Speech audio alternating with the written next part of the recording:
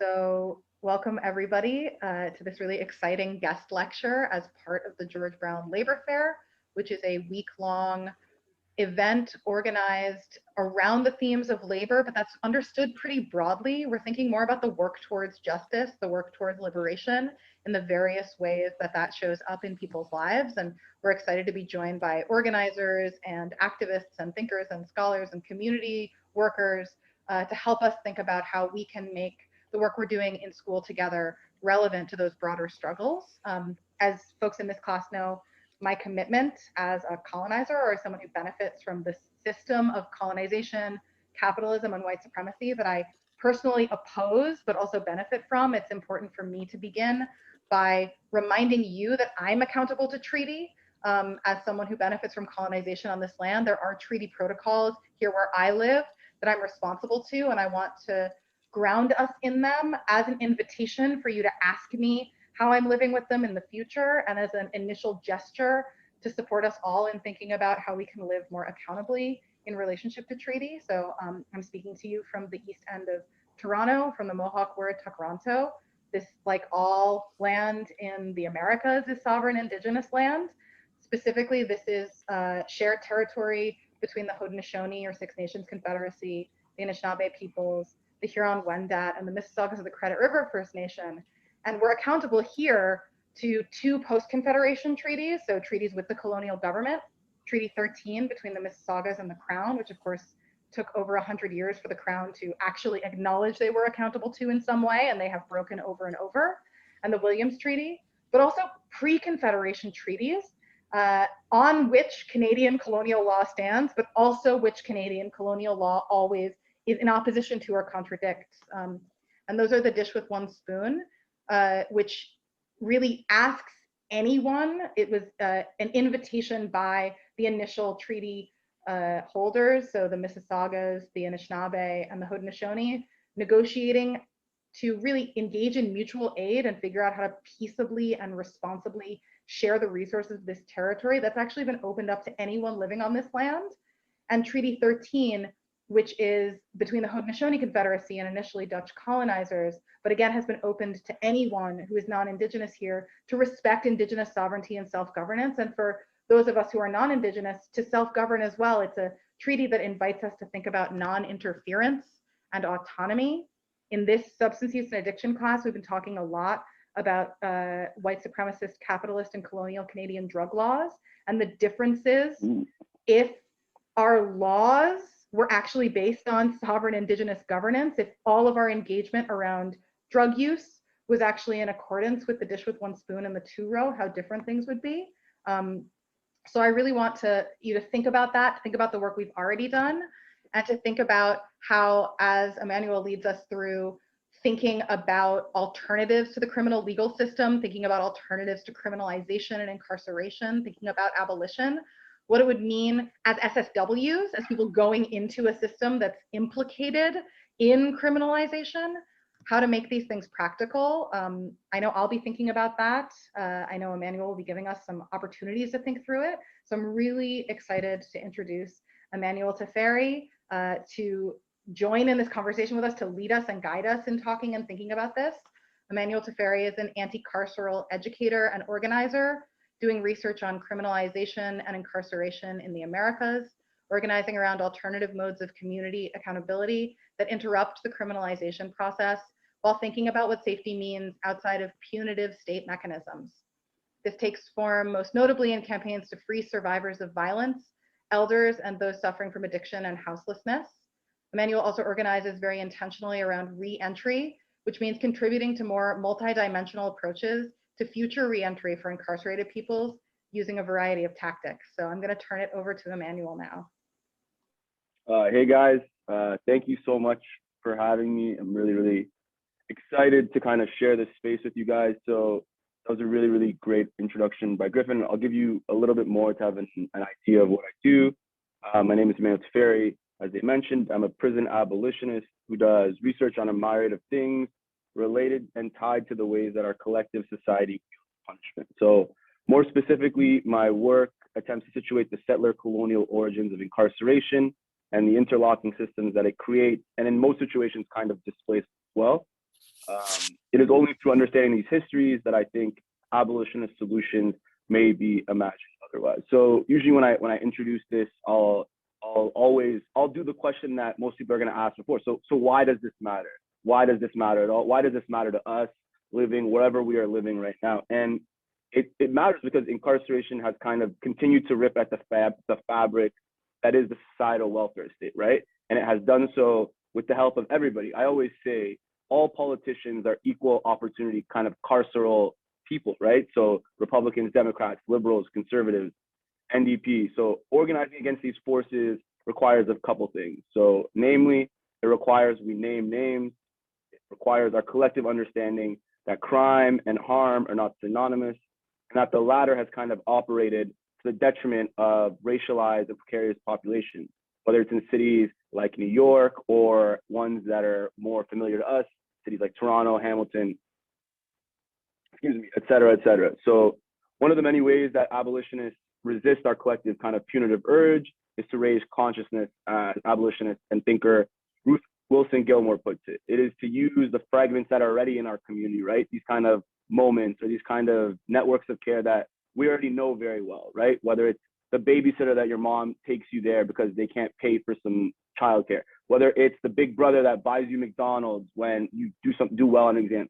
We kind of have an idea of the ways that kind of care manifests in our society, right? It means being a good neighbor. It means treating kinship with the same kind of vim that a lot of us treat our aspirations to do well in school, our aspirations to get a good career. If we kind of center what it means to build a community, what it means to kind of be a good neighbor, that's half of the battle that I think we're fighting. So as Ruth Wilson Gilmore puts it, folks, do you have any questions? Pardon me? One of the many ways that abolitionists do this, as I said, is to kind of raise the consciousness is by kind of putting together the fragments in our communities of mutual aid, of music, of film, to kind of create these lasting relationships of care in our communities as a remedy to the prison industrial complex, which has continued to be ineffective in its rehabilitative potential and quite effective in its profit generating potential, right? And usually when I kind of give this introduction, a lot of people that maybe are new to the prison industrial complex or have heard it in passing, like criminal justice discussions, I like to play this really, really good part of a film that Ruth Wilson Gilmore did for the Abolition Geography Journal Antipod. And I'm gonna share, I'm already sharing the screens, right, I think? Let me get the video. So I'm gonna play roughly 10 minutes or so of this video that I think that is very useful. One sec. I think I'm sharing the screen. So you're not sharing your screen yet? Not yet. Open to, I got to grant access. Sorry, one sec. I think. I ain't ready yet. Okay, there we go. I think allow these apps to record. Sorry. Griffin, do you mind sharing this? I'm just kind of having a little trouble. Sorry. No one problem. sec. You DM me or something? Yeah, I'll send you. Just send me I'll send you the link. Share. Yeah, I'll send you the link right now. So I sent you the link, and then you can start it from 5 minutes and 55 seconds. I see it's already queued up there. Mm-hmm.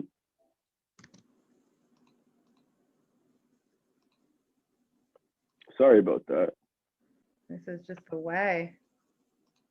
Right.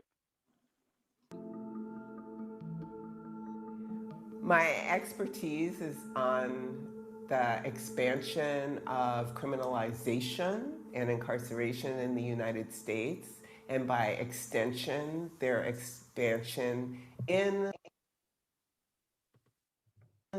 the capitalist world, why and how that has happened, and what we can do to undo that. So I set myself the task of understanding what had happened in California between, say, the mid-1970s, when anything could have emerged as a solution to surplus labor, and what actually happened starting in the early 1980s, in which California started to build prison after prison after prison after prison, when it could have built universities or factories or veterans housing or parks or museums or anything else.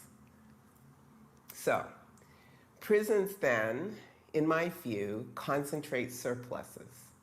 I ask questions about how the relatively powerful local elites use the state to get what they want.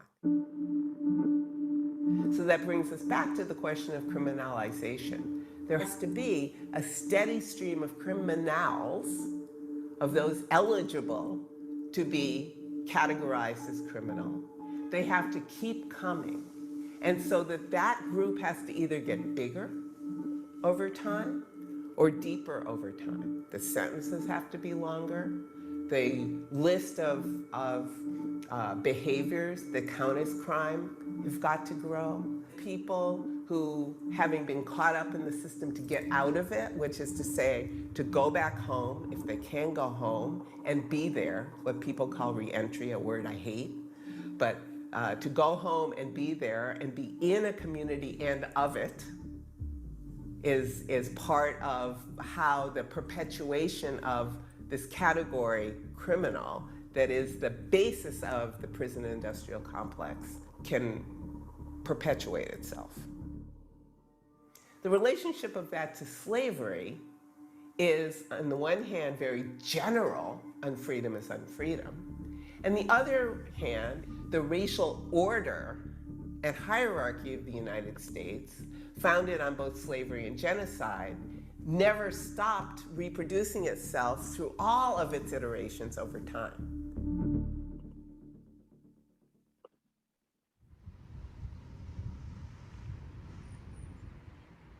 Abolition geography is always a presence everywhere. And when I say, we're going to abolish prisons, then they get frightened. And that in becoming frightened, we say, well, let's then think about why this is so frightening. And it has to do with all of these other things that we haven't been talking about. How come California stopped building prisons after having built and opened a new prison year in and year out every year for 23 years? And the answer is, it was abolitionists. All liberation struggle is place-based liberation struggle. The scale might differ wildly, and the size might differ wildly, but it's all place-based. Liberation struggle is specific to the needs and the struggles of people where they are, and that where has many, many dimensions. We've left the municipality of Lisbon and come into, or shortly will come into, the next municipality, which is called Amadora. And while a good deal of the housing here... Yeah, I really, really enjoyed that part of the video. And the video gets into kind of more abolitionist struggles related to where she is at the time in Portugal. But a couple of things that she said have been really, really foundational for me in particular, especially what she says about this notion of place-based struggle, right? So a lot of the times we kind of get narrowed down as abolitionists, or as people who want to not have carceral solutions to our problems. People will ask us, so what then? If there are no prisons, if there is no child services, if there is no border police, what then? And I think that's kind of a flawed question on its head, because one of the things one of my mentors used to always tell me is this: policing and the criminal justice system in particular is the only kind of public good where they fail time and time again, and no questions about its effectiveness are kind of brought to the fold. And I think part of that is because we know in many situations, law and order and punishment kind of guide the ways that colonial modernity kind of flourishes, right? So one thing she says in that video that maybe some people who aren't there yet, so let's say some Canadian liberals, will argue, is that chattel slavery wasn't as important to the founding of Canada. These kind of more material racial labor relationships weren't as apparent in Canada. And I think that again kind of obscures it, because ultimately every jail built on Canadian land is built on stolen land, right? And the irony of that shouldn't be lost on many of us that are kind of committed to these social justice struggles, because the irony is in that was never the way that Indigenous peoples ever dealt with their problems. That was never the way that kind of these pre-colonial environments attempted to kind of deal with their conflicts. And if we can take anything from them, it should be that we need to have a more holistic and multi kind of dimensional approach to dealing with our conflicts, because ultimately you commit crime, and there's that word again, crime. You commit harm in your society to people who are close to you. That's just a fundamental reality of basic criminology, basic social. And while I think there are problems with those things, I think it's really important to note that some of these pathologies we hear about, look at these Black children in the street. And when you think about the AIDS movement, look at those gay people in the streets having sex. There's always this way that the kind of people move, the way oppressed people and racialized people move is criminalized from the jump. So when it's criminalized from the jump, it becomes very, very easy to kind of throw those people to the side. It becomes kind of very easy to not deal with the harm that is going on in these communities. And one kind of example that in the introduction to this, me and Griffin talked once or twice, and one of the things we talked about was even thinking about the situation with the tiny homes in Toronto, right? Thinking about the way that kind of public space is kind of criminalized, right? Thinking about the ways that somebody who wanted to be an ally, who wanted to be in solidarity with these people and kind of build more homes, he is the criminal now, right? And the state is in a position now where they're kind of backtracking, but ultimately they're telling us something very, very important. It's that you guys do not have control of public space. And if you think you do, we will show you very quickly with surveillance, with assault, with kind of the brunt of the carceral state. We will show you that we are the only arbiters of what's right, of what needs to be done. And I think it becomes really, really important that we ask ourselves, how do we keep each other safe, right? And you probably hear that a lot in some of these spaces, but ultimately it starts with, how do you become a good neighbor, right? And there's a thinker that I really like that's based out of the Caribbean and does some work in Toronto named Amanuel Teferi, and there's a concept that she calls radical hospitality. This notion that what might it mean to kind of think that you're breathing, you're living, your kind of, let's say, your place in your society is about more than just, I have a place to sleep. It's about the kind of lived experiences that kind of animate the struggles that people that look like you, people that are in the same community like you, people who are also working class like you, the kind of struggles that they might inhabit. And I think that's a really, really important place to kind of think about place-based struggle, right? What kind of space is ours? And when you start thinking like that, you start thinking about surveillance. We start thinking about the fines that kind of keep people poor. What might it mean to kind of go to these encampments and give out all these fines to people who don't have a dollar to their name, right? And I think some people might be like, oh, that's a useful use of government money and government. For me, it's more like, this is an intentional kind of blunt attack on people who have nothing, right? And if we can't build a kind of common from what these people are going through, what are we really telling ourselves? We're telling ourselves that we're trying to build perfect victimhood, right? And that's something as abolitionists, as people devoted to social justice struggles, we need to realize that there are no perfect victims, right? There is a kind of approach that takes very, very seriously the struggles of survivors and puts them at the forefront of these struggles. But to say that people are perfect victims kind of works into the kind of criminal justice foray of, this person did something, is in jail. For them to be a victim now, they have to say, I regret everything I did in jail. And ultimately, that's not the reality with some of our elders and some of the people that we know that are kind of devoted to Black struggle, Indigenous struggle, the environment struggles. We think of people everywhere, from people from David Gilbert, who's still in jail, to Assata Shakur, who's still in jail, who's in exile, sorry. And I think it becomes really, really important for ourselves to ask, if we aren't going to keep each other safe, many of the people that are devoted to doing this work are going to be criminalized very, very fast, because they aren't operating within the state's kind of arbiter of what's right or what should be done, right? And I think this is a really important starting point, because I feel it helps contextualize all the ways that pathologizing things such as gang violence, pathologizing things such as homelessness, drug addiction, these have a very specific political intention, right? And it's to kind of continue to highlight that poor people do these things not because they're desperate, not because they have families to feed like the rest of us, but they do these things because of a certain type of pathology, whether it's genetic or whether it's social. They kind of employ that line of thinking to kind of continue to highlight the ways in which it's okay that they're in that position because they got themselves there. And I think once we look at each other and say, if somebody in my community is in a position of precarity, ultimately that means that probably at some point I might get to that, right? And it kind of harkens back to the old Angela Davis saying, when she says, if they come for you in the morning, they're going to come for me at night.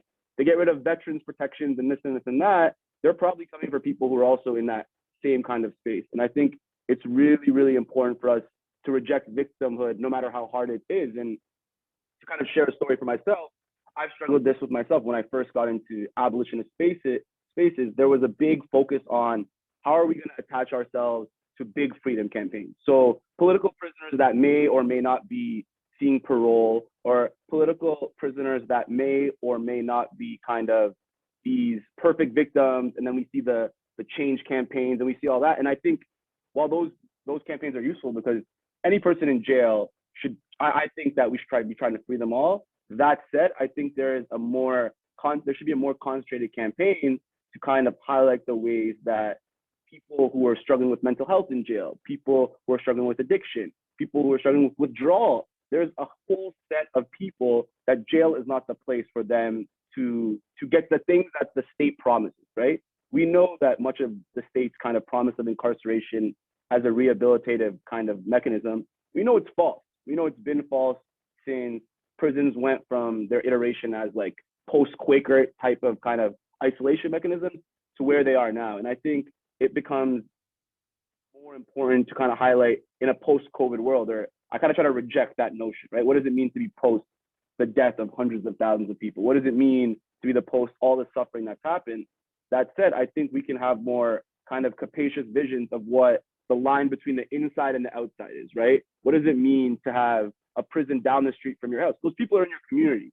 Those people they work in the prison. Those people struggle. They have mental health issues. They have addiction problems. They have interpersonal issues.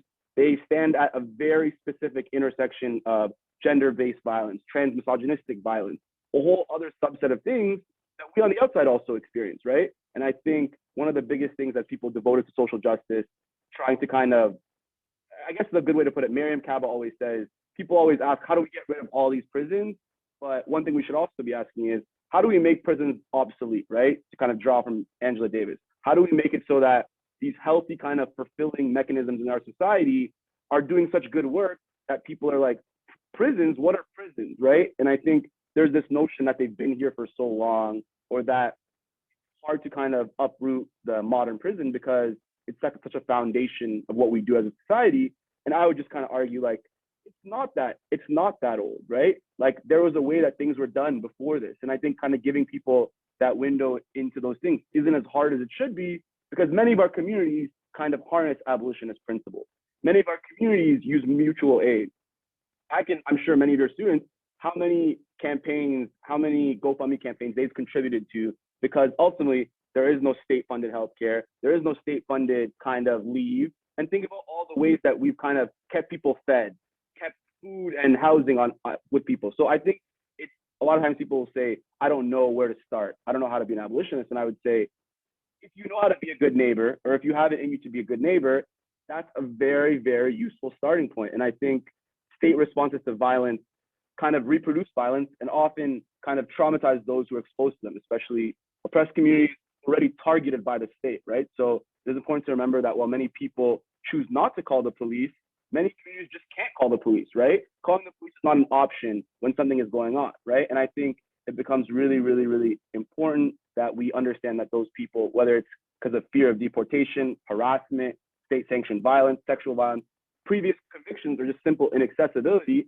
we need to reach those people, right? And I think that we can do a lot of that work by kind of looking at the relationships that we have in our spaces. And I did a variation of this talk earlier this morning, and one student asked, what do you think about the kind of abolishing the university and the college? And what do you think about having other sites of struggle and study? And I said, I'm all for that, because ultimately, and I guess the tail end of the question was, how do we do that without derailing maybe what we want to do?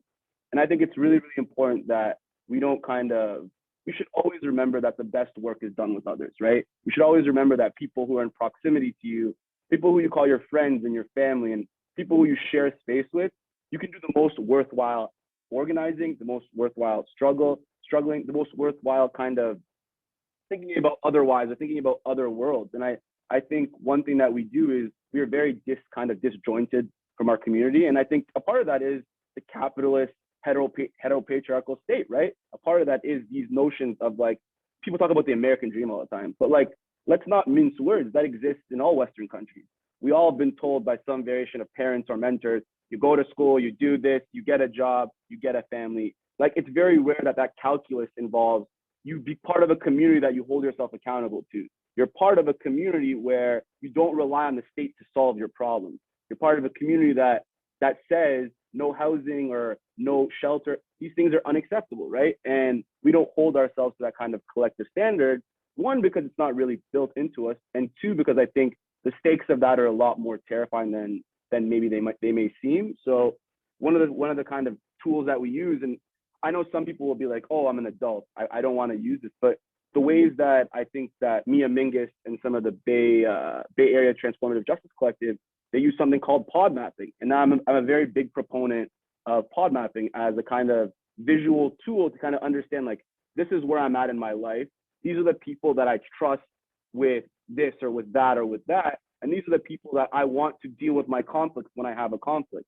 One, because I trust them, I can be vulnerable with them, but also two, because I don't want anybody to get hurt in a way that, or I don't want anybody to get surveilled, or I don't want anybody to be part of that kind of prison cycle. And I think those are really, really tough kind of formulations to work from, but they can be very, very useful. I have another video I'm going to send to you, Griffin, to show, and this is a kind of transformative justice collective that has done some really, really good work, and it's kind of based around hip hop and youth organizing. And one of the things that they kind of get at is that, look, the state can't solve our problems better than we can. The police aren't going to come here and talk to children that they've never met, or talk to people who are in community that they have no part of, and are going to deal with that in a better way than, let's say, your mentor, or let's say somebody who knows you really, really well. So one second, let me just get the link right now.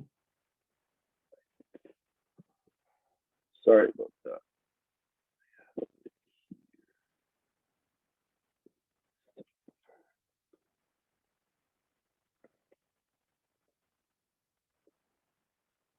I'm just going to post it in that chat. Griffin, is that okay?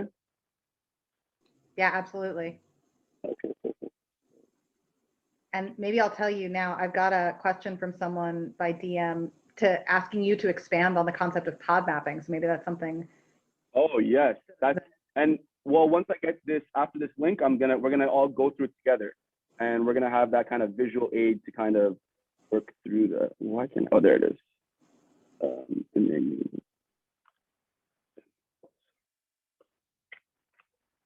still getting used to the Zoom economy. I'm sorry that screen share isn't working on your end. I don't know. Oh, I know.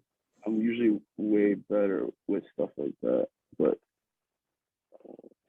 okay, here it is. Here is the interview. I just sent it now. So it's a SoundCloud interview.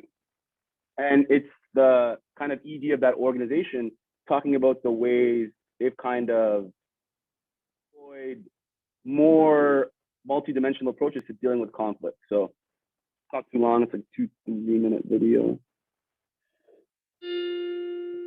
We've never called the police on youth at Circles and Ciphers.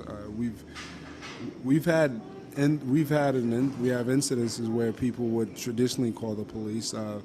There's one incident I could think of that jumps to mind where two of our members, it was one of our longest standing members and a recently added member got into an argument which led to a physical altercation.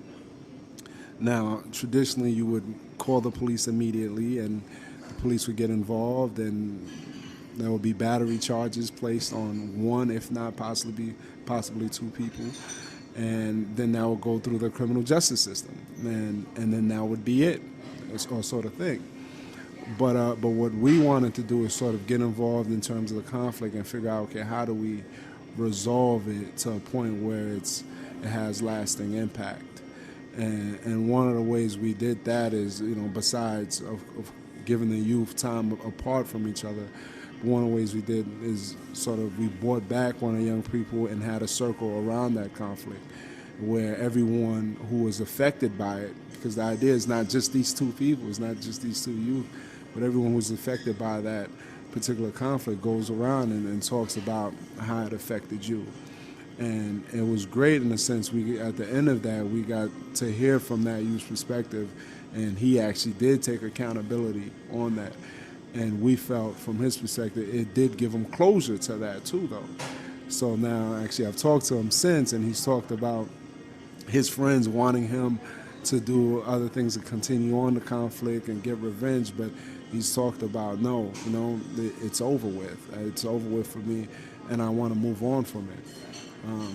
I think as a community, that's the way we should be focusing our attention, and it shouldn't be contracted out to the criminal justice system where, this is an incident that both youths could have spent a couple of hours in jail and then would have had to go to court following up, so which would have meant time missed from school, time missed from work, and time outside the community. And I think which would have built up resentment, if anything, and not actually resolve the conflict the way it needed to be.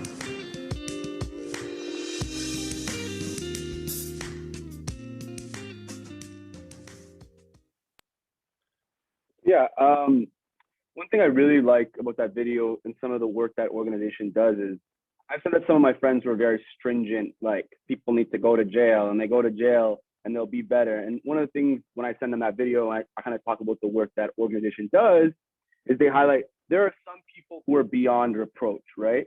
And it's so, I want to say it's so funny. It's not funny. It's almost ironic that that's usually the framing when I ask, oh, really, what kind of people are those? And it'll be like murderers and rapists. And I always ask them, like, what do you think the conviction rates for those people that you labeled as so dangerous is, right? There's this kind of almost, I don't want to call it like indoctrination, but there really is, right? This notion that prisons put our most dangerous people behind bars. The most dangerous people in our societies are at City Hall. The most dangerous people in our societies are in global South countries, puppeteering governments that aren't ours, right? There's a lot of danger to go around. And a lot of that is in the kind of global, capitalist, sexist kind of world making that exists, right? The West has been on a 100, 500, 600 year conquest to kind of make people understand that coloniality is the way, is the kind of MO, right? And I think one thing that's really important is that some of my work with kind of criminalized survivors, right? One of the things I've learned from those people is that in many situations, the people that we're putting in jail are usually poor. They're usually very kind of at the intersection of citizenship, at the intersection of race and class. And one story that comes to mind, one of the first kind of campaigns I was a part of was a campaign to free a young lady named Cyntoia Brown. And she killed her abuser in a position, and I even hate using when she killed her. She employed self-defense as a way to stay alive in the midst of a very, very abusive relationship. And we were fighting to get her out. She spent most of her teens in jail, right? So when people will always ask me, they'll say, what do we do with the rapists? I'm like, we need to worry about survivors who are in jail. We need to worry about 16-year-olds who went to jail because they didn't have enough money to pay the bond.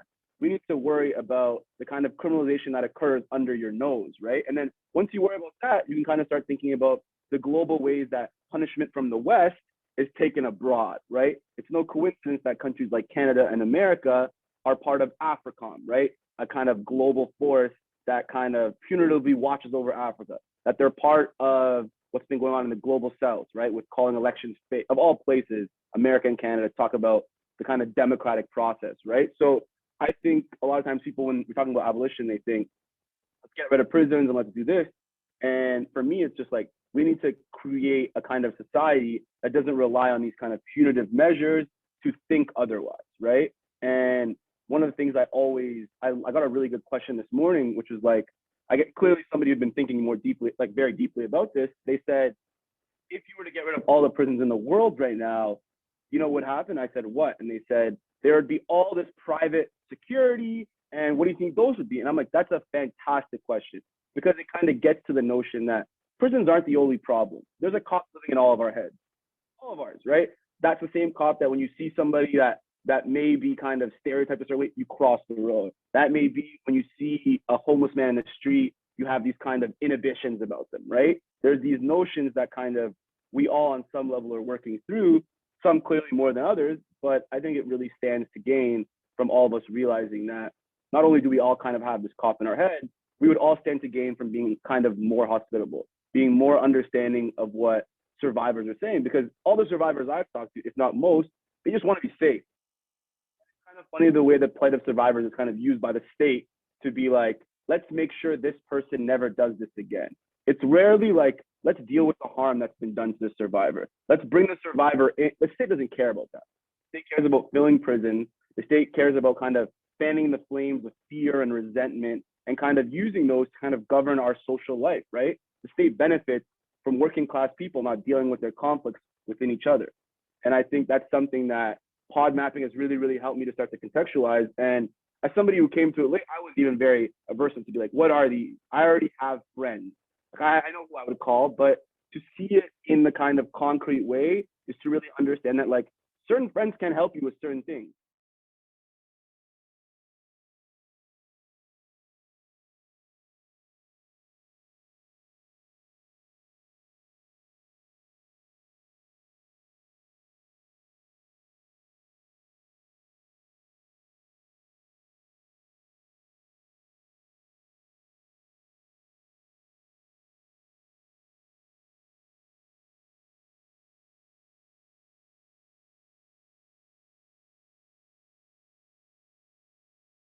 Certain people can help you with certain things. Certain institutions may be able to help you. And I think that's a really, really honest conversation we all can have about the ways that we keep each other safe, where we would go if we were scared, what we would do if we were feeling resentful, what we would go if we committed harm and we wanted to be called in. So, Griffin, have I sent you the image ready for the pod map just to kind of put it up? Okay, so Griffin is gonna put up the pod map. And then we're just gonna try to have some conversations. And I just want everybody to take like 2-3 minutes, just kind of, I know normally when I do this physically, there is, everybody writes into their pods and we'll talk about it. And you can fill out multiple pod sheets, but for the sake of this exercise virtually, I just want you guys to think about, oh, I'm in the middle, who would even be my direct 6 pods? And then I'll start explain. I'm gonna explain the pod process. Okay, perfect. Can everybody see that? I'm guessing. Perfect. Yep. So, okay, perfect. So the middle pod, everybody imagine themselves in that middle pod, that middle gray pod. So we use this template to kind of help people start to identify who could be in their pod or pods. You make multiple of these if you want. We invite people to fill out multiple worksheets for their different pods. So the first one, write your name, or in this situation, picture your name in the gray pod. The surrounding bold outline circles are your pods. Write the names of the people who are in your pod, or think about the names of people in your pod. We encourage people to write the names of actual individuals. For the sake of this, kind of abstractions are not as useful. So you don't want to say like my church group, my neighbors. Right? I want you to think of concrete people that I would call if this happened, if this happened. How can I build these networks outward so that the state is very rarely the arbiter of what's right and wrong in my life, right? So the dotted lines, which I'm sure you guys can see, surrounding your pod are people who are movable. And I don't want to kind of produce kind of disposability logic to say movable. I don't think that's not what I mean as much, but like by movable, I mean kind of people that could be moved to your pod, right? So I wouldn't even say these are acquaintances. I would say maybe these are friends who you can't always trust. Maybe these are friends that haven't shown you enough vulnerability or shown you that they can trust you enough, but that have also shown other skills that might be useful, right? That they're kind of on the outside looking in. The larger circles that you guys are kind of seeing on the outside, those are for networks, communities, or groups that could be resources for you. So many times people in these situations or whatever mutual aid group they may be a part of, a local domestic violence place. Some people are part of like clinics, public clinics, or I know therapy is very, very expensive. There's like kind of public, like whatever kind of institutional support you may have will be on the outside. So I'm gonna give students like what, 60 seconds, 2 minutes to kind of just think, just even to think about, not that I wanna fill this hole out, but like think about what you know to be, I know this person will be in my institution space. Maybe I have 2 people for my pod. Maybe I really don't have many acquaintances that fill in the outside, right? It's not that there is a perfect template or a way to do this. That's why these are so useful, because we realize very quickly that many of us don't have the kind of support that we really need to flourish, that we really need to stay safe. And that's why more times than not, like I would never say, and this is something that kind of gets brought up a lot, like I don't think bad people call the cops. I think when we have a plethora of options to kind of keep us safe, I think people won't be calling the cops. I really do believe that. And that's kind of foundational to the way I'm thinking about the kind of world that I want to be a part of going forward. So one kind of thing I want you guys to also think about is your pod's gonna shift over time as your needs or relationships shift, or as people's maybe geographic locations shift. And I really want to encourage people to have these conversations with their pod or people in their pod, because it's a really, really useful kind of dip into transformative justice, as well as to actively kind of grow the number of people in your pod and support each other in doing so. Growing one's pod is not necessarily easy work, and it might take time. Another thing that's really, really important is that I think sometimes there's always this issue of productivity. How useful is this? How useful will this lead to this? And I think one thing about pod work is we measure our successes by the quality of our relationships with one another. And ultimately, we invest in the time it takes to build things like trust, respect, vulnerability, accountability, care, and love. We see building our pod as a concrete way to prepare and build resources for transformative justice in our communities, right? And once we're starting to kind of build these in our communities, we can kind of start to build that on a national stage, on a domestic stage, on a global stage. But one thing about incarceration, I think, is we all want to be global citizens, right? Because if we stop incarcerating people here in the West, in Canada and the US, but the punitive forces of our armies and of our kind of intellectual apparatuses go and ravage the rest of the world, we can't sit here earnestly and say we're abolitionists, right? That would take a different set of approach. So I think one thing that some students really brought up to me is once I kind of saw how lacking my pod was, I realized that I didn't have those kind of mechanisms for safety. I didn't have those mechanisms to feel safe, to have protracted, long, organized struggle or long conversations, right? And I think that really, really is an important kind of framework. So I think this always, I don't say this always, but this is sometimes a kind of a confusing visual mapping tool. So if any of you guys have questions or even just kind of entry points to talk about pod mapping or things that maybe you think don't work, this doesn't have to be all a kind of, this will work for sure in my life. Like some people will say, this would absolutely not work in the way that I build relationships. And I'm willing to have that conversation because ultimately not all transformative justice and restorative justice processes look the same, right? The level of harm determines that kind of process. And I think one thing that we kind of get typecast as abolitionists is we're unrealistic. And one of the things I say is like, of course we're unrealistic, 100%. I'm never gonna act like these imaginative futures that we're trying to build, these ways of thinking and being in community with others isn't an unrealistic thing to kind of advocate for. That said, unrealistic things are often the kind of foundation of social justice movements.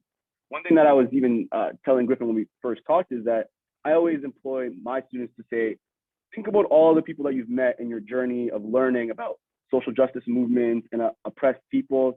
Are any of the people that have either kind of been at the forefront or vanguard of these movements, have any of them ever been on the same side as the police? Have any of them ever been on the same side of these kind of global hegemonic forces? And I think you would be very, very hard pressed to find me one that is. And that should tell you some really, really important things about how we want to be aligned in struggle and the kind of people that we want to be aligned with. So I can open the floor to some questions. And I also understand if nobody wants to be the first person to ask some questions.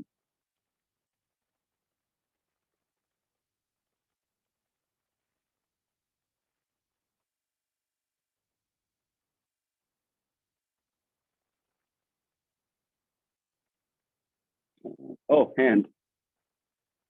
Do I press something here, Griffin, or you want to? I think you can just, you can either say people's names or you want me to say people's names, Okay. up to you. Yeah, you're more familiar. I'd love if you picked up questions. I think there's two hands up. So I see Brianna and Nanika first, and then, yeah, so maybe Brianna, then Nanika. Okay. I can start. So the question that I kind of came into this with was one that I get a lot when I approach people about the concept of abolition, which is always, what about the rapists? What about the murderers? What about the pedophiles? And you kind of answered that, and I really appreciate that. But what I'm still left with is, as an assault victim, like I spent a long time wanting my assaulter to go to jail. And then I kind of realized that he probably wouldn't have gone to jail. And that kind of led me to this abolitionist thinking. But my question is always like, how do you honor survivors who want their abusers or assaulters to face this punitive incarceration while still centering an abolitionist mindset or an abolitionist view? Like, how do you find the balance in that? That's a phenomenal question, and one that I think, first of all, I really appreciate you for sharing that.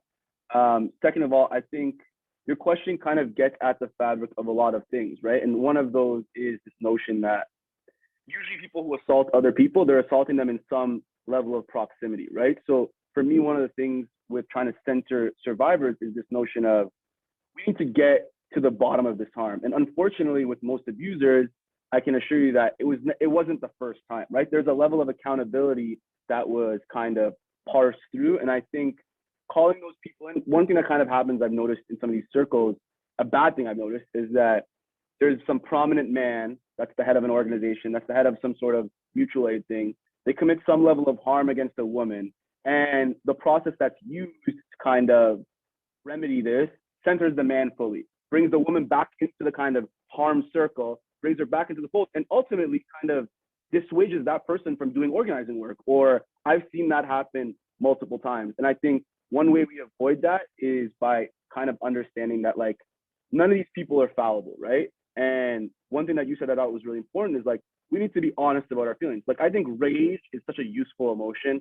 I think anger is such a useful emotion. And I think a lot of times these professors, and I don't even want to like typecast people, but a lot of times you're in these universities and rage and all this stuff is kind of taken as this passive, useless emotion, right? And I think nothing is wrong with having these feelings of revenge after being hurt. Nothing is wrong with these things. But ultimately, like when we're harmed in situations of proximity, the whole apple's usually rotten. Meaning the friends that enabled that person, meaning the people that said that first time wasn't okay, and calling that all those people in ultimately is something that we need to put not on the survivor's feet, we need to put it on the people who are in this community, right? So I'm gonna give you one story in particular that kind of speaks to this.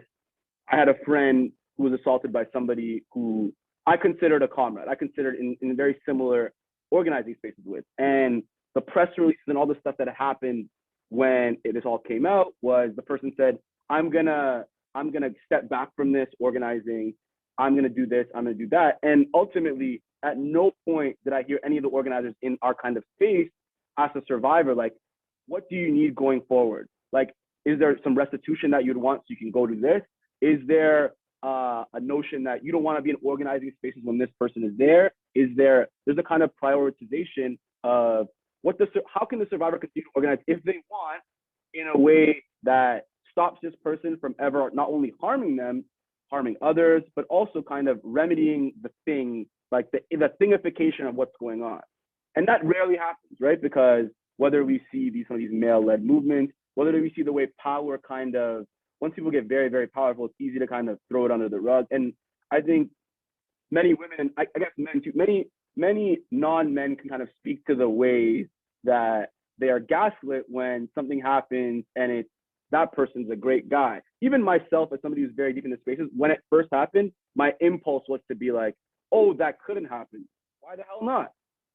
Why the hell not, right? We all commit harm. We all do these things. And I think first kind of employing that notion of like, there's no perfect victim is central. And second, I think, is that if the survivor's at the forefront and not in like a kind of surface level way, which is, hey, we organize this kind of circle between the survivor and the abuser. What if the survivor doesn't want that, right? Like there has to be a level of kind of prioritizing what's most important and then using a certain set of tactics that might do that. And guess what? A lot of times that's gonna kind of alienate core groups of an organization, because a lot of times, one thing I think that gets glorified in the struggle is that this notion of collateral damage. It's a state mechanism, this notion that if things happen that are really bad or harm is caused, we can kind of excuse it because that person is more important to a cause.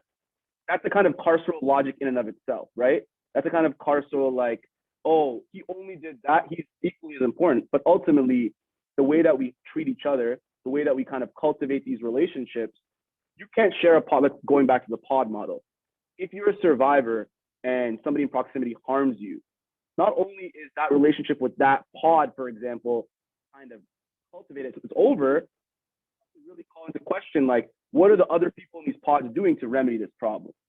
If they're just subbing you out and putting somebody else in, they're reproducing a carceral logic to kind of fortify the organization. And I think that takes a lot of work, but it's not the job of the survivor. We don't need survivors to come and say, I want this to happen. There needs to be a more kind of comprehensive approach that can be preventative, right? Or else we're kind of just employing cop logic.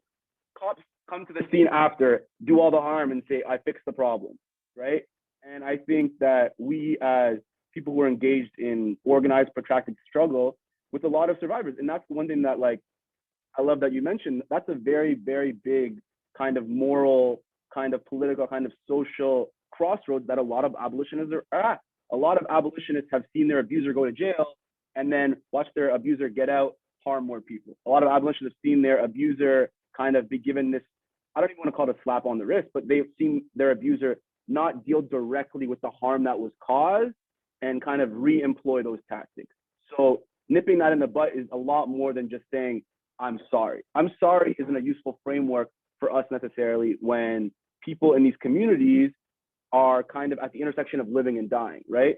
And I think that's a really, really important kind of thing to work from. So I think that was a great question and a very useful one for a lot of people. Thank you so much.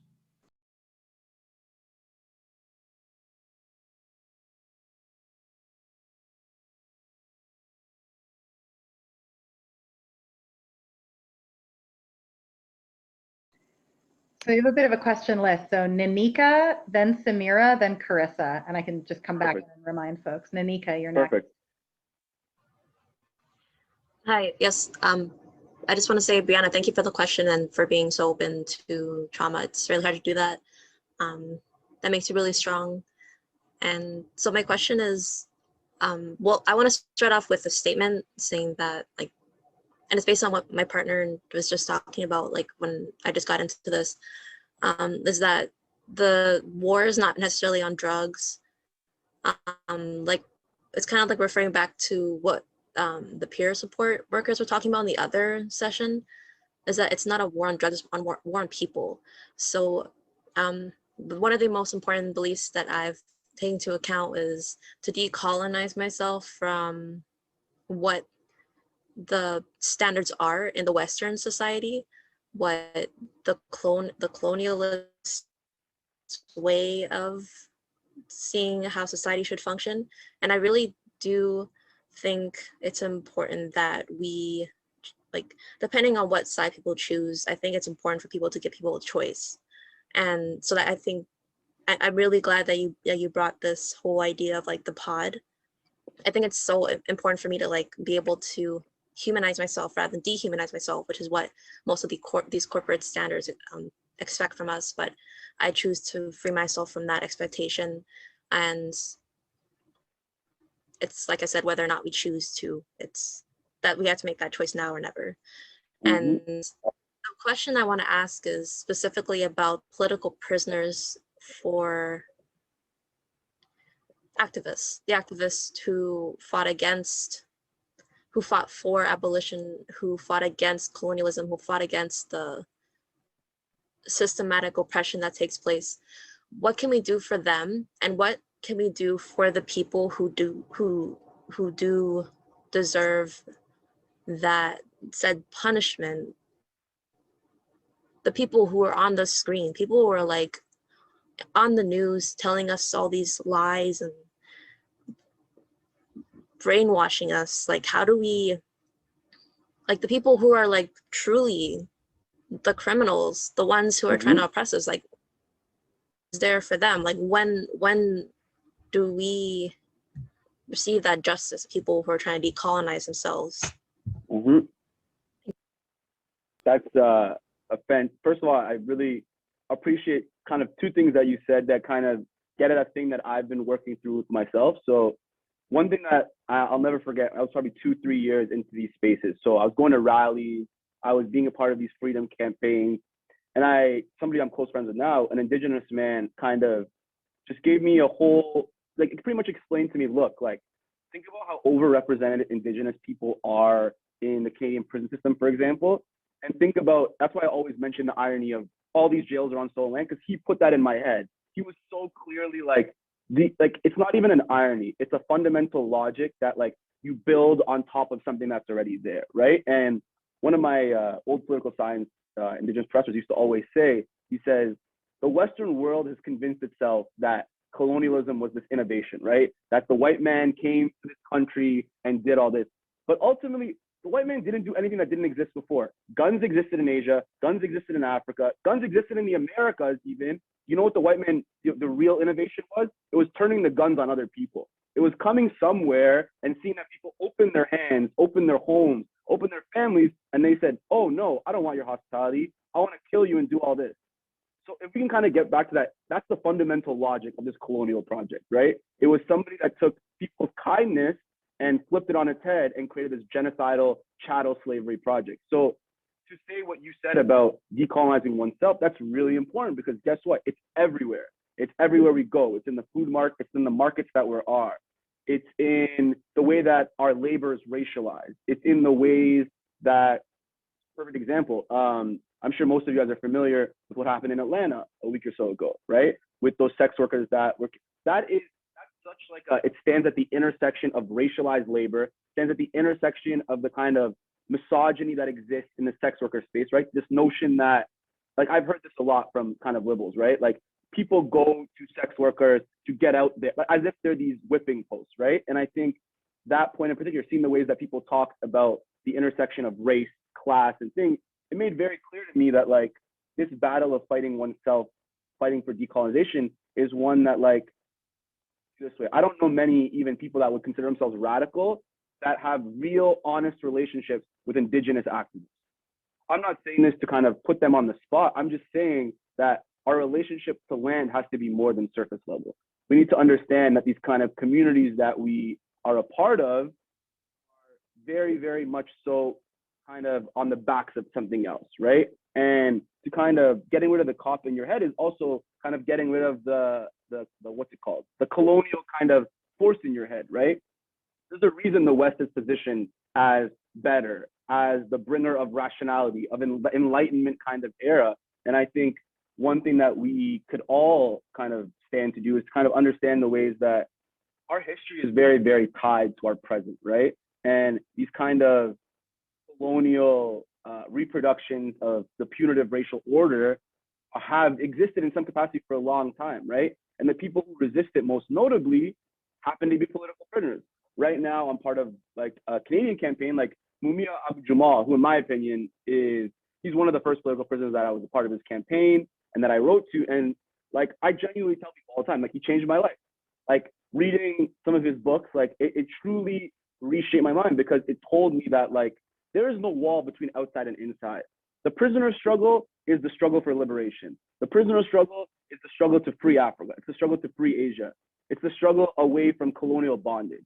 And the faster that we can kind of connect these things is kind of to understand the ways in which this kind of racial order reproduces itself. So to your point about political prisoners, I think maybe I don't want to say misspoke, but I might have kind of, it's not to say that political prisoners are an important part of the struggle. It's to say that we can look at any given point in time and look at the political prisoners that are in jail, and we can very, very clearly see why they're in jail. We can very, very clearly see that the state has a protracted campaign to kind of keep them there as an example. In a sense, it's kind of like, look, this is your best one. He's been in jail for 60 years. Think about some of the people with the Move 9. Move 9 was probably one of the largest kind of thinking otherwise against punitive forces to ever live. Their whole thing was, we commend life. And I always tell, like, one of my friends has this tattooed on him, but Sue Africa, who's like one of my favorite people in history, she used to always say, like, because I guess at the time, Black Panthers and a lot of other organizations had kind of popularized pig, right? They had popularized calling cops pigs. And Sue Africa was very vehemently against this. And it kind of struck a nerve in me too, because it kind of brought into foray an interplanetary or a kind of interspecies solidarity. She says, like, we don't call cops pigs because we value life. And I thought that was so profound. I still think it's very profound, but like, she was kind of just rejecting this notion that like, we're all in this together against the punitive forces. And that's not just humans. Life on this earth is kind of in a constant battle with the kind of racial, the kind of heteropatriarchal order that exists in our times. And I think that fighting that means that it doesn't always mean that all of us have to be abolitionists on the front lines at the rallies. That means some of us are creating Zion. That means some of us are doing poetry. That means some of us are making music. Some of us are cooking in like open public spaces. I think that's the one thing that kind of gets misconstrued. It's that like you don't got to read a bunch of Angela Davis and read a bunch of Ruth Wilson Gilmore. It helps. That theory definitely animates much of the kind of what's going on, and tracking that history like is very, very important, right? And I'm blanking on who said it, but there's a really famous African American thinker who used to say like, when you're doing this very valuable work of connecting past struggles, think of it like your elders are in the stand. They're cheering you on, right? All these people, they're cheering you on as to say, oh, you shouldn't do that. Oh, we did that and it worked. And I think a kind of, a kind of multiplicity of tactics in these moments can do us very, very well. So I really appreciate that question first and foremost. So thank you very much. You're very welcome. And to add on about Angela Davis and the Black Panther Party for self-defense, I really do take into account their principles, and I think we can pass that on to this generation. And a lot of people think that, oh, we can just not think about what happened in the history, but it's so important to learn about your history so that we can move on to it in present, so that we can become our better selves and become better than what history has provided us. It can give us a sharing of knowledge, but we can still learn from it to this day. I completely agree, right?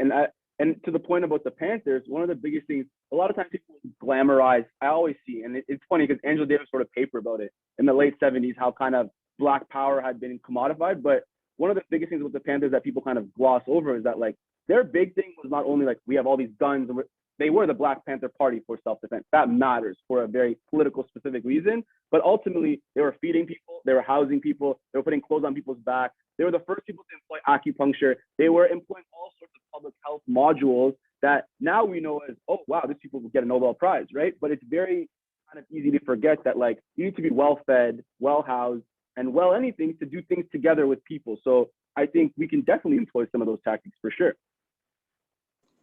So Samira is next, and then Carissa.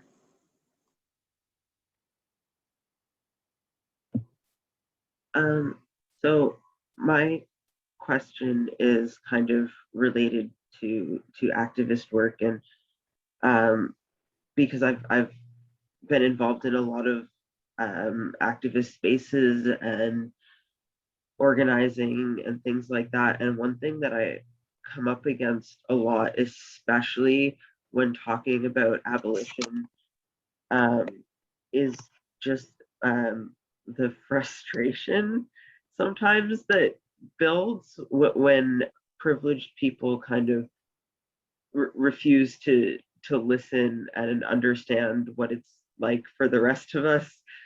And then I just find myself getting really frustrated with that, and then I kind of like burn out all of my energy to deal with it. And I'm just wondering like how you, as someone who's really involved with these things, like how you deal with that for yourself. That's thanks for asking. That's a great question too. But for me, to be completely honest, like I tap out sometimes. I tapped out a couple of times where it's like, for example, like one of the things that really, really hurt me this last year is that I do a lot of work on the inside. I've been part of book clubs. I was just in the process of getting some theater work out in here because I'd seen how useful it was with some abolitionists in Michigan. And that stuff gives me life, right? And the way that it gives me life is that all the stuff people say about incarcerated people, when I'm with them, I'm smiling, I'm having a great time. And it makes me so mad that like there is a huge cohort of this world that doesn't see them the way I do, right? And I think one of the ways that it's kind of draining is that I'll feel myself like making strides with my friends or with people that I'm in community with. And then in one fell swoop, I'll see like the kind of carceral response that animates all of this stuff. And it's really draining. Like it's really, really, really draining. And then in those moments, honestly, like I love being outside. That's one thing the pandemic has really kind of crystallized for me. So a big thing is kind of just like staying one with my community, staying one with nature. I just think that, not to say that like you kind of forget about these things, but there's no easy like fix to be like, oh, I went to this therapist and I did this. Those things are really useful and they've been really useful for me. But like ultimately, like the best time I've had when I've had trouble is having my friends and my organizer friends be like, oh, you're going through it. Oh, like let's go watch a movie. Let's go do this. And I think sometimes as organizers, we think we have to bear the brunt of the world on us, right? And we think like the brunt of all like the anti-humanist sentiments everywhere. Like, we think that you can fix it in kind of one fell swoop, and then also that like you feel almost like you're betraying some people when you're not always doing that. And one thing I've kind of realized is that like when I'm empty, I'm really empty. And when I'm empty, I kind of reproduce these feelings of a kind of anger that's not substantive, not useful, a kind of contempt that's really also not useful. And ultimately, it's kind of this empty well where I have to be really honest with myself. And that's something that I haven't been always the best with. And when I first got into this stuff, I'd find myself very, very attached to these freedom campaigns. And then when somebody wouldn't get out, which usually happens, like 80% of the abolitionist struggle is failure. Is like, oh, this person didn't get out. Oh, we didn't get parole. And I think that's why some of these smaller victories can be so life fulfilling and so affirming. Like, so for example, when Mocha Dawkins got out, first night that we were all organizing, it was as much an organizing as it was a celebration. There was go-go music playing, we were dancing, and it's in those kind of fleeting moments of pleasure or joy that it really is all worth it for me. And that's not to say that it should be like that for everybody. I know a lot of organizers who have burned out, and rightfully so, and they're doing other work and they're helping when they can. And to kind of avoid that, I think one of the biggest things is like, I know it sounds like a simple answer, but like, you really got to enjoy the hell out of yourself doing something that might not necessarily be related. And I know for some people that's not as easy, kind of disentangle. And one thing I kind of realized in the last year or so is like, it doesn't always mean disentangling. Like, I have books that I want to read for fun, or I have like conversations I want to be part of for fun. I really like basketball. I can like sit down and watch a game, and then after go get on the Zoom or go downtown, or then go to a rally. But every time I've given myself like too much to handle, it's not only hurt me, it's hurt the work that I do. So I think it's a real balancing act that ultimately we're going to lose sometimes. And ultimately sometimes like you never know. One thing about abolitionist struggles I've realized is you really never know what's going to trigger you. Like, it could be a child of a mom that didn't get out. It could be like, for me, a big net to this day I'm still very, very passionate about is like mothers in jail. I think one of the most genocidal, absurd things is that mothers have to give birth in jail. And this notion that, and it's part of this long kind of capitalist patriarchal hate of mothers that's existed really since post-World War II, even before that. But it kind of a very specific type of like racialized class, the way that mothers are kind of treated. And that's why I love what Christina Sharp in her book In the Wake, she talks about all those migrants that died at sea, right? And she talks about some of the framing of their struggles. And one thing she says is just like, what does it mean to be a former mother, right? Because in the framing, the person writes like former mother because they lost their child at sea. And I think one thing that we really do ourselves a disservice is that when we struggle alone, it'll really be one of those things where you kind of ostracize yourself from others who are usually conveniently in the same struggle as you are, right? So I feel like it's one of those things you never want to burden other people too, right? When you're really down, it's a very natural impulse to not want to burden others. And I think that's why something like the pod thing can be so useful, because those are people I am going to burden, because those are people that I really care about. And I would hope they really care about me. And I would hope that we can have some level of emotional release when we both may need each other. So I know Carissa had a question, and then Jackie, and I wonder if we'll check in after that. That might be it in terms of time, but let's turn to Carissa. Hello. Is my mic on? I think. Yeah. Oh, hi everyone. Thank you so much for all this enlightenment. I really appreciate it. I'm learning so much. I have basically two questions. The first one that really got to me was the pod. I realized that, especially looking at it on the map and shit, I realized that I'm alone. I don't, it's like, should something happen, it's like, okay, well, who do I call? Who do I reach out to? And it's like, I don't know where to start. I don't want to just, oh, because something happened to me now, let me find, support. An incident took place with me a few weeks ago at the bank.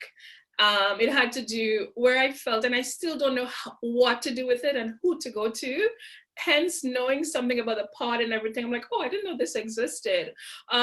So yeah, basically I was treated like a criminal, like someone whose identification was not theirs. I have a lot of mental health struggles. And so what I understand, when you disassociate, sometimes your handwriting will change. So there I am in the bank, gave her my ID, and I kept having to write my signature over and over again. People are coming, people are going, and I'm just standing there. And I remember after a while, she asked, she said, "Are you still in school?" I said, "Yes," because I opened the account as a student, right? "Can I see your timetable?" And I'm like, "Oh, well, this is what I have," right? And she would not let it go. Okay, I said to her, "This lady next door in that cubicle here, she's seen me before. The lady vouched for me. Nothing happened." And I found myself, and I see myself still. I got so hot that I took my coat off, and I was like, "I didn't take my medication. Somebody help me." And there was just dead silence. And I'm still shaking. It happened at Scotiabank, and I still don't know what to do. I still don't know where to go.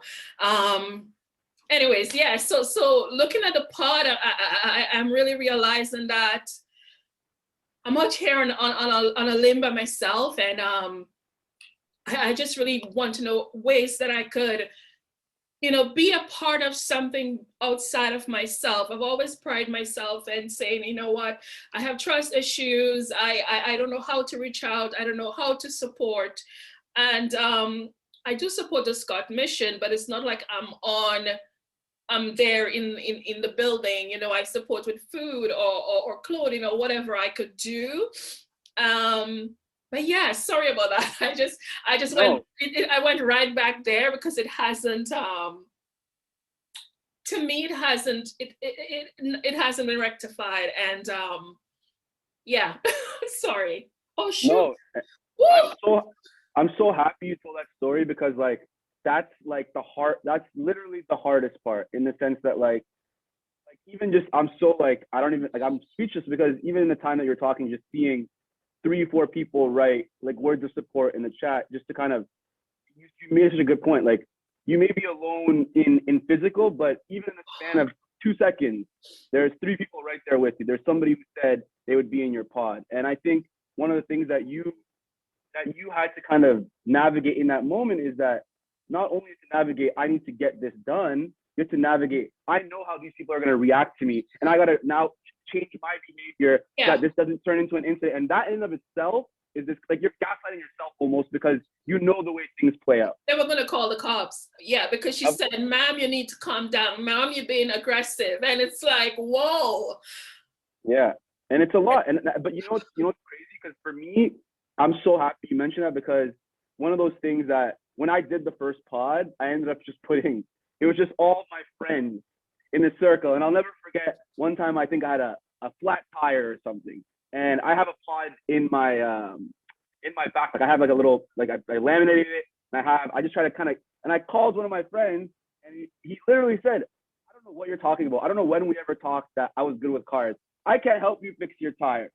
So in that moment, there was this kind of I need to readjust.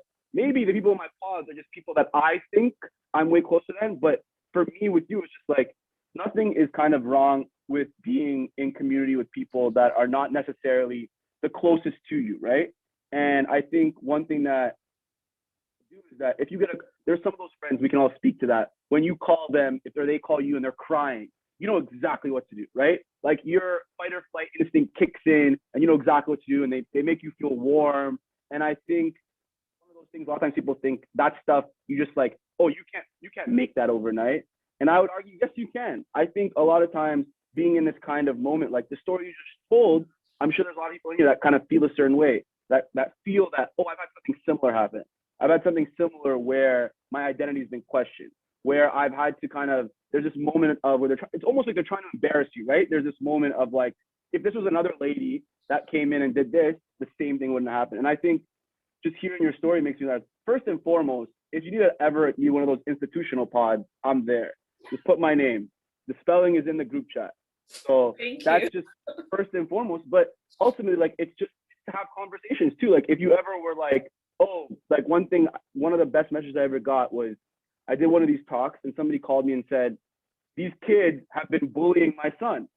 The school isn't doing anything. So it was a black kid who had dreads and they were just making fun of him. They were making fun of him in very like, in a way that I guess wasn't enough that the school was going to intervene. But it was one of those things where I was like, the parent asked me, I don't know what to do. I don't want to get involved because I don't want my kids to get bullied more. And it was like, they reached out to me like, I feel so embarrassed that I'm asking somebody who led a 60-minute virtual seminar this. And I said, how about this? Like, zoom me in, ask that mom, that parents if they can come in and let's have that conversation. Like, let's do that work. And it was one of those things now, that lady's part of, like, she's on my contacts.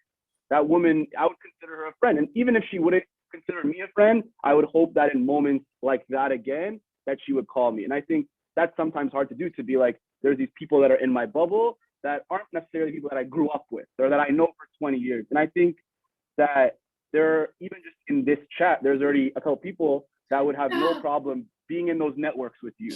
Yeah, I'm floored. I'm really, really floored, you know. Even like one of the communities that I had considered, and I still do, is I was in this program at George Brown called TPE, Transition to Post-Secondary, and I felt very safe and supported in that community. But even in my program right now with the professors, and now looking at some of my amazing classmates, I'm like, oh, well, I guess the ground is not so far down as I thought. You know, it's like I'm not so far below. So thank you, everyone. The second part, which was going to be my first thing, but that the pod jumped out. What is the difference between transformative and restorative justice? Because I learned a little of restorative justice in Deviance and Society. But it was just, I just wanted to know, because I never heard of transformative justice before until now. So yeah, what's the difference? So I know that a lot of abolitionists will kind of quibble over these differences. I do think they matter a lot. And I think it's very instructive to kind of know the history of restorative justice has ties to Indigenous history. It has ties to an Indigenous way of dealing with conflicts. So most notably that includes like healing circles.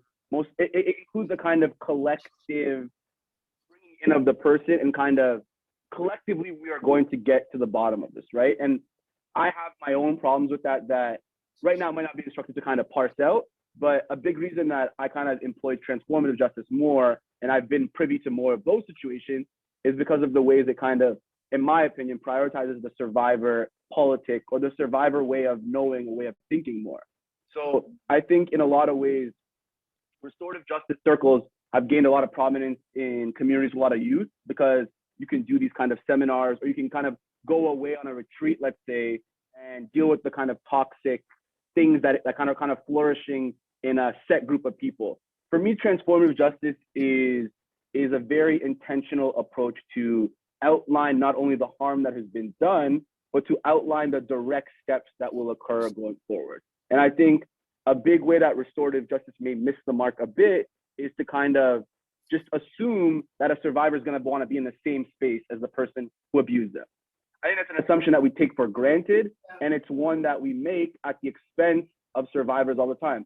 A big reason, like a big thing, one of my organizer friends was telling me is just like, people always talk about survivors as the people who go to the police station and say, I want to file a police report. There's way more survivors that nobody even knows. There's way more survivors that have been harassed, that have been assaulted, that kind of have to deal with that daily because one, they're kind of like, I don't want to risk the group.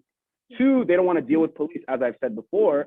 And I think it's kind of really, really important for us to realize that I'm not saying restorative justice has no place, but if I'm trying to deal with the discretion or a piece of harm, putting that person in direct line of sight to be re-traumatized and to kind of be in that space is something that I'm not particularly fond of.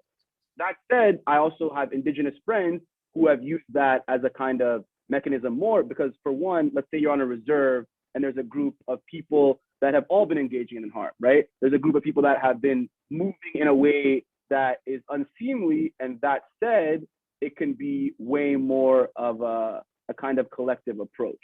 So I think there's a time and place for both. While I do think that in my experience with dealing with like sexual violence, for example, it becomes very easy for them to lose control. I'll put it to you this way. So I'm sure people who employ restorative justice would say that, oh, we care about the survivors and we do this, but like you bring everybody to a retreat, there's 20 people, you all stay there. You're only there for one of the persons who's committed harm. And it's kind of like, it's almost like, I don't want to say you're ignoring it, but repair that is built in my opinion, isn't enough of a transformation. And it also doesn't signal to the survivor that you're willing to cut off ties if this person is not going to remedy their harm, right? Restoration feels like there's a piece of finality in it. And I think that's a very big difference in that regard. Thank you so very much. And thank you to everyone who sent kind words and support. Thanks, Samira. I'll definitely be reaching out. I appreciate everyone. Thank you so much. Oh, I'm so happy. So we have one more question from Jackie Yes. before we close. Hey, so my question is, you sort of started out your talk, and you kind of discussed those that moment in conversation with people where they sort of feed you that well, what's your solution then line, or the well, what then? And I think that's something that I've encountered so many times in my own life, just in trying to, discuss a more optimistic outlook for a better future, or to try and like open up the floor for some kind of discussion about like what we can do to like benefit society. And so I guess what I'm asking you is like, when people, that's like the suplex of like shutting down the conversation. Like that's everybody's favorite finishing move. Do you have a strategy to approach people when they say, well, what's your solution then? That doesn't leave you, kind of just trying to argue or almost like defend yourself. Is there a way that you can kind of turn that into a conversation? That's a great question. So the first thing I want to address is I always tell, like, a lot of times, like in my experience in some of the spaces I went, because I went undergrad at Western. So for up until like I was in fourth year, I was going to law school. I was like a little like, I'm gonna be a lawyer and I'm gonna work in corporate and then I'm gonna help people. That was the kind of framing, right? So when I switched paths and then chose to be a kind of educator and get into that space more, almost all of those people that I still kind of knew briefly would be like, why did you do this instead of this? And whenever they see me, they try to argue. And I always tell people, look, I don't argue with people anymore. My debate days are over. But to your point, the biggest thing that I've learned from like elder organizers is you got to meet people halfway. You got to meet people where they're at, right? So for some people, that might mean answering that question with like some people love data, right? Some people love being berated with data. Some people love me saying, tell me the one question I kind of go to those kind of more commonplace people. I say, hey, look, like name me a public service that has this level of failure, that's got this much amount of money, this much amount of years later. Name me one. If the post office was killing this many people, didn't they get $1 billion? If this, if that, if the real anything, there is no public service that is given the give that policing and criminal justice are. So the second question that kind of comes from that is, if they get this much give, we have to ask ourselves why. Why are they doing that? And one of the things I always tell people is, there's a graphic that I find really useful to answer the rape question in particular. So people will be like, what about the rapist? And then I'll literally send them the graphic. I don't know if any of you guys have seen it, just to kind of give you a visual. It's a graphic of like 100 people, like a data visualization thing. And it shows you all the ones that are prosecuted, all the ones that are tried, and all the ones that go to jail. Almost like 96 out of the 100 squares are rapists that never go to jail. 2 are people that get prosecuted. 2 are people that go to jail. So when I get that question, I say, I'm telling you right now, most of the people that are committing some of these crimes aren't being held accountable already. So why wouldn't we want to employ a new system? And I think one of the things I kind of get to is I found myself responding to that question or getting we should only get rid of private prisons. Private prisons are the only ones that make money. And you know what I say to that? I say all prisons make money. Punishment is the biggest, there is no better return on an investment than putting people in jail. What does that mean? That means that the kind of capitalist world that we inhabit has made it so that when people are in jail, they're making more money for the state than they are when they're out of jail, right? So when you think of some of the encampments, I'm thinking specifically about some of the encampments that are going on, there's a reason the state wants them out of there. There's a reason that the state wants them to live at this kind of precarious crossroads, because then they can put them in jail. Then they can put them in different institutions, then they can do that. So a big thing that I try to kind of convey to others is that, look, like, all of us struggle on some regard.